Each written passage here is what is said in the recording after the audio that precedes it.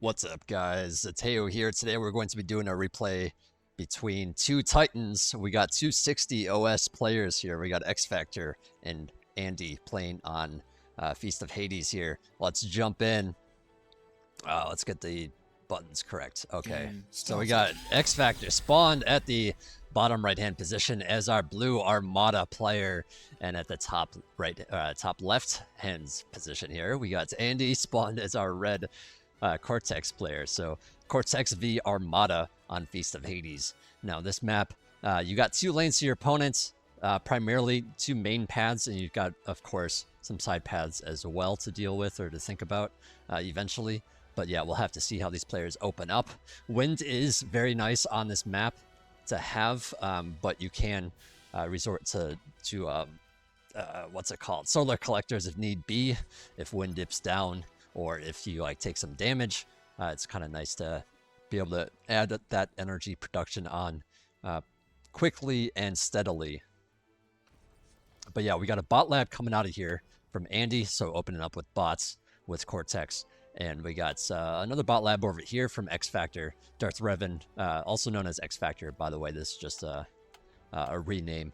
But yeah, he's got a Resbot out first, looks like a Con following up, and then probably Ticks, yeah, Tick production after that. Meanwhile, Andy here, already has a Con out, getting out his first grunt. Actually, the first grunt's moving across the map.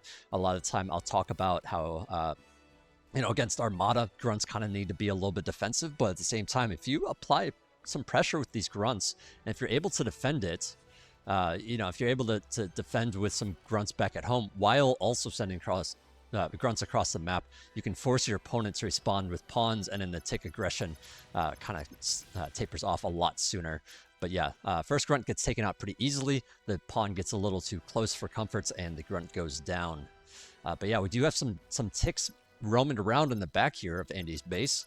And yeah, actually looking at this wind turbine stack, it only takes one tick to pop all this, so you got to be really, really careful as Andy here.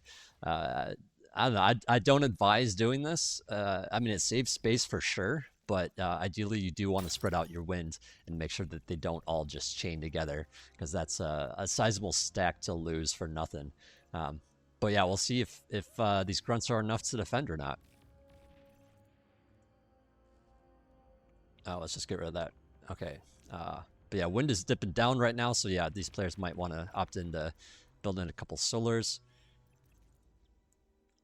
Or just build on more winds. I don't know. Right now it looks like Andy here just adding on units. So yeah, lots of grunts coming out here. That first Con's actually just going straight forward, by the way. So he's going to be taking these 3.0 mexes pretty quickly. That's one of the big things on this map as well. Just those 3.0 mexes, it's 50% more metal income. That can be very helpful. Now grunts do have a little bit of extra range on these pawns, so it's really up to Andy to make sure that he's microing them really well and trying to stay out of that pawn range as much as possible. Trying to kite backwards can help the grunts out a lot more than the pawn. The pawn, of course, wants to close the gap, get really close to the grunts, and just deal their massive DPS, their 90 DPS. It's kind of a lot of DPS for something so cheap, but they do die rather quickly here. So, a little bit of range does go a long way. And yeah, it looks like Andy's forces here getting a little bit pinched by the high ground here, the cliff there. And, XFactor doing a nice job just pinching it there and getting some extra damage in. Meanwhile, it looks like there is a grunt in the back here taking out a lot of these mexes. And this is going to be kind of tricky for pawns. I mean, they are a little bit faster than the grunt, so they will catch up, but, a grunt that is running away from your forces, has that bit of extra range that they can utilize, so it's really hard for the pawn because they don't have the speed really to actually catch up in a meaningful amount of time. So this one grunt can very easily take out these two pawns, but yeah, these two pawns going to be pinching this grunt against the map corner, and it's going to get taken out. So nice job there. Meanwhile, there are some grunts that have run across the map in the back of the base here. Looks like this position here is undefended.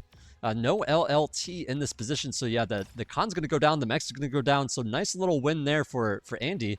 But yeah, there is a lot of pawns here on the other side of the map for XFactor.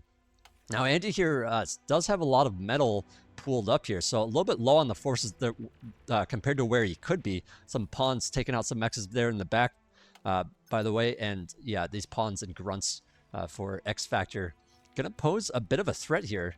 Andy here needs to be very, very careful, and he's not being careful enough.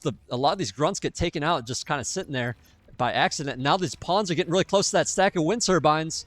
The wind turbines are getting damaged, and yeah, it looks like they're going to chain, and yeah, that's so much economic damage, and even taking out, you know, all the mexes as well. Andy here in a binds now, but he does have a lot of that metal he can still use. Even okay, so XFactor even destroying the rest of the wind turbines that were stacked up on the right hand side of the base there. And yeah, I think Andy is sitting in a challenging position here. He does have some grunts that were just chilling on the hill. I think a bit of a weird accidental placement there.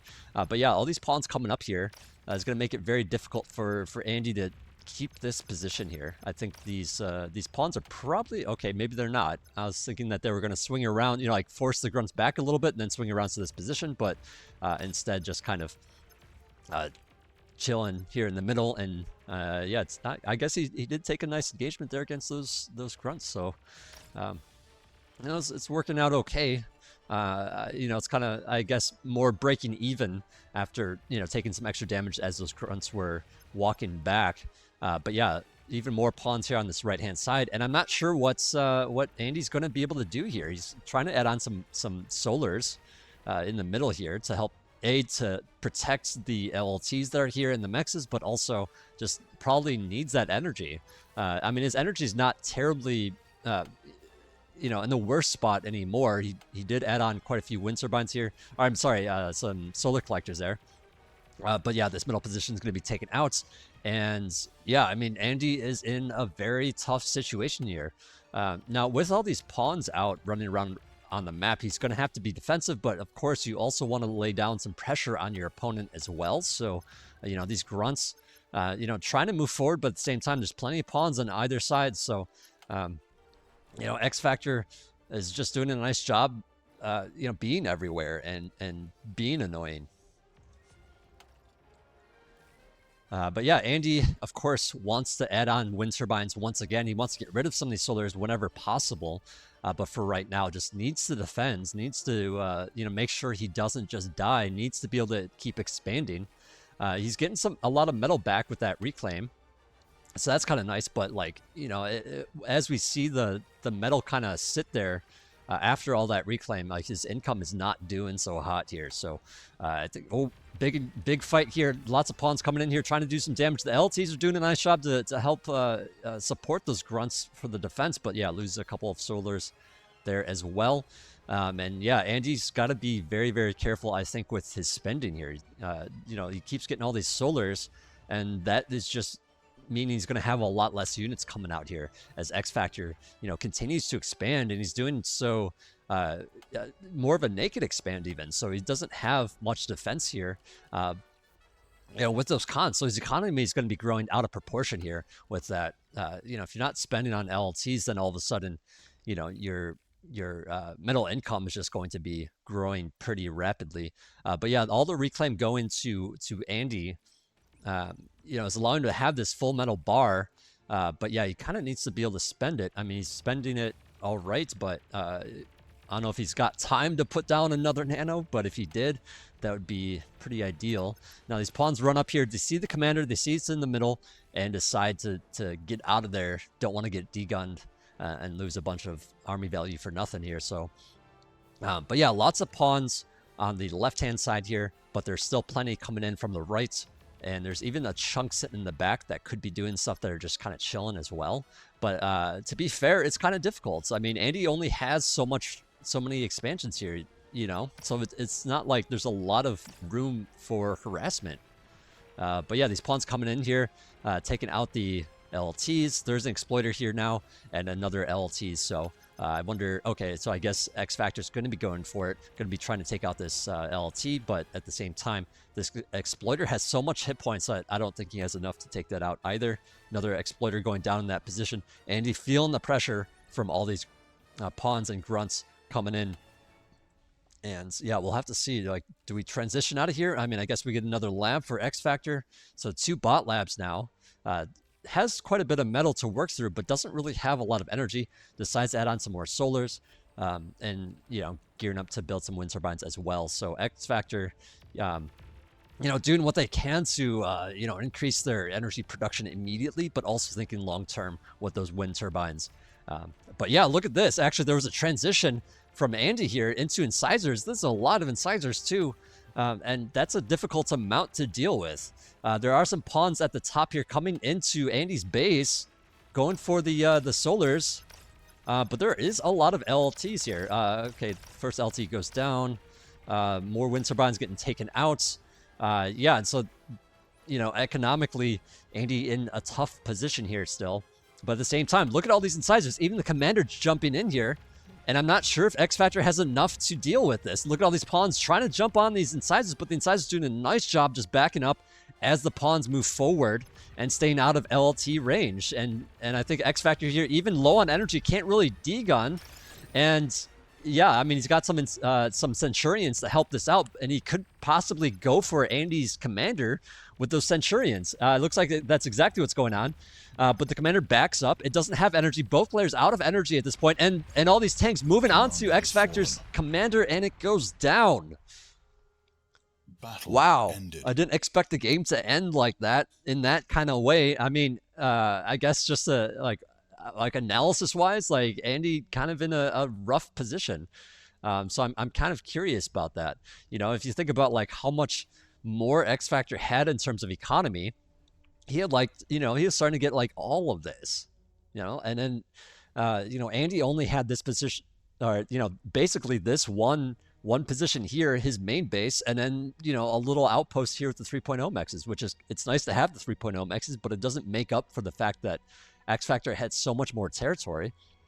But if you think about it, every mex that you build, every LT that you make, every radar, it requires more infrastructure at home as well. You also have to add on solars, then you got to add on maybe some wind turbines. You got to, boost your economy in such a big way that it's not being spent on units.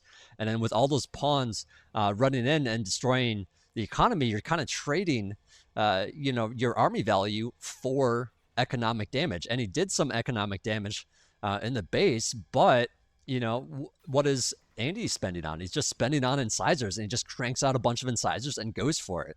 And I think that was probably his best option to win, honestly, because long term, he didn't really have much of a play, considering he had very little metal income going on. So XFactor going more for long-term planning. Wasn't thinking that Andy would have so many tanks like that, I don't think. And probably just kind of chilling, thinking that he had good opportunity to just, like, instead of just going and trying to win and kill Andy, just deciding instead, like, okay, I'm gonna have this long-term plan. And then Andy just shows up with too many tanks. Anyways, what an interesting game from these 60 OS players. I hope you guys enjoyed my cast. If you did, please leave a like and comments. If you did not, let me know in the comments what I could be doing better. I am Zeteo. Thanks for watching.